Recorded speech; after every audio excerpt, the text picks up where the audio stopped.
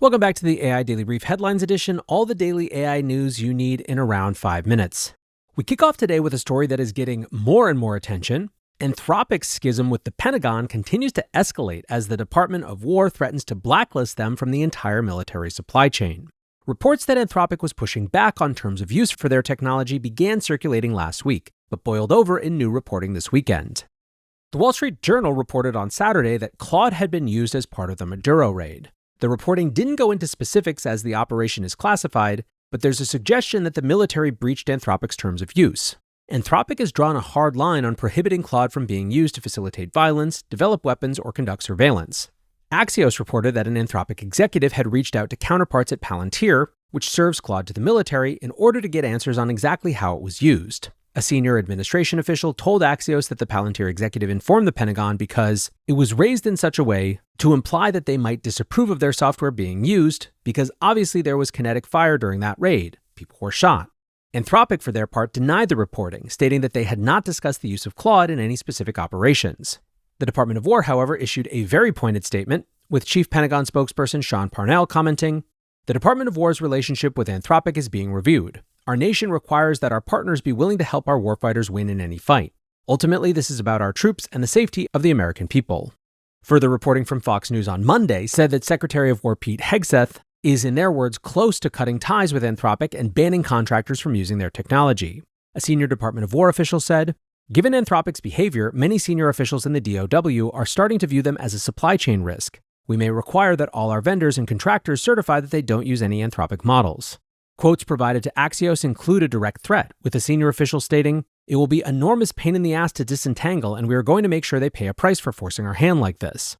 Regarding the designation as a supply chain risk, Axios noted, "That kind of penalty is usually reserved for foreign adversaries. Maybe the clearest comparison would be the ban on Huawei networking equipment in 2019. The reporting also reinforced that the Pentagon is dictating terms that allow AI use for all lawful purposes, rather than allowing the tech companies to set their own limits. OpenAI, Google, and xAI have also contracted with the Pentagon, but only one of these firms have agreed to remove restrictions on classified use. On the record, a senior official said they were confident the other three companies would agree to the all lawful use standard. However, Axios sources said the discussions are still very much undecided.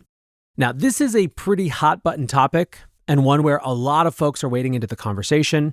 It may be that we come back to it at some point, because if it was just a bun fight between Pete Hegseth and Dario Amodei, who cares? What it actually is a proxy skirmish for who gets to dictate the terms of AI's use. Is it the companies that built it, the governments in which those companies operate, or some weird combination that's constantly being negotiated? Obviously, the implications of that question is pretty significant. Next up, another Chinese model slips in ahead of the anticipated DeepSeek 4 release. Alibaba has launched Qwen 3.5, specifically the larger Qwen 3.5 Plus version. The model has a total of 397 billion parameters arranged in a mixture of experts architecture and supports a million token context window. Alibaba said that strong benchmark results across reasoning, coding, agentics, and multimodal understanding will, quote, empower developers and enterprises to achieve significantly greater productivity. Productivity, by the way, is the topic of our main episode, so stick around for that.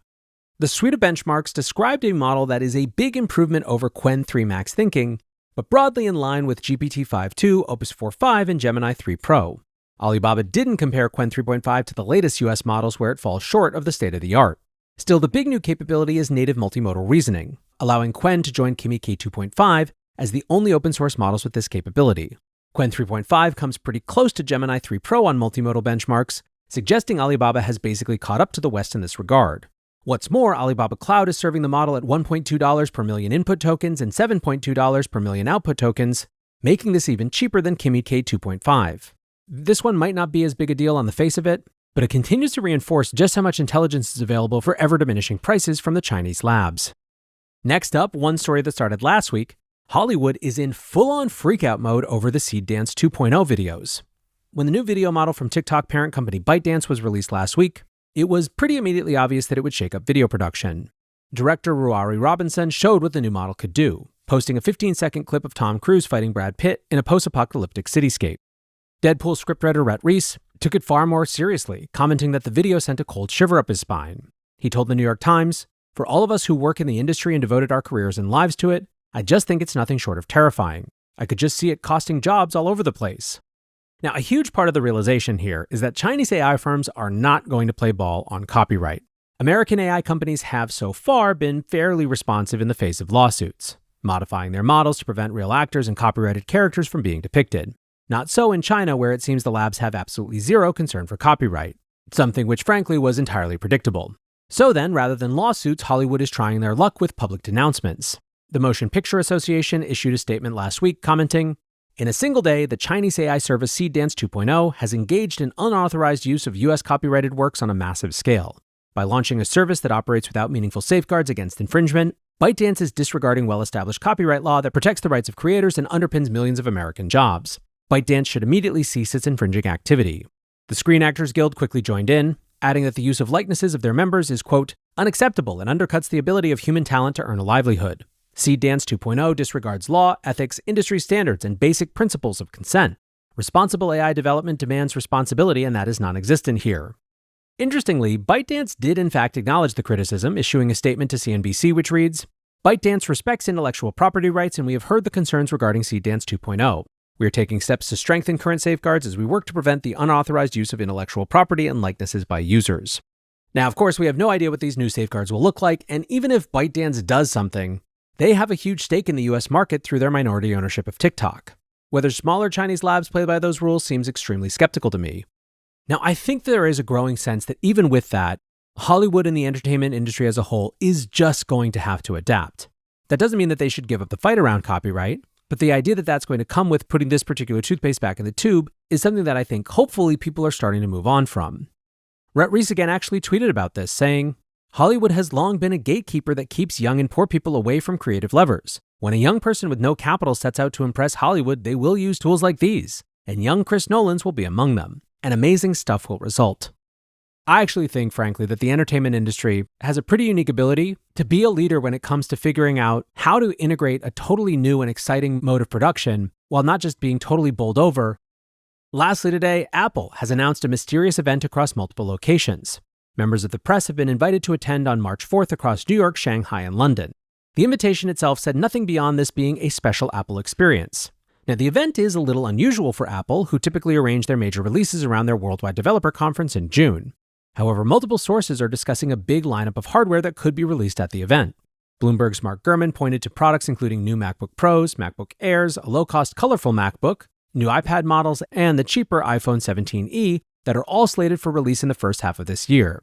He suggested the idea of an in-person experience implies a more low-key showcase than typical Apple events.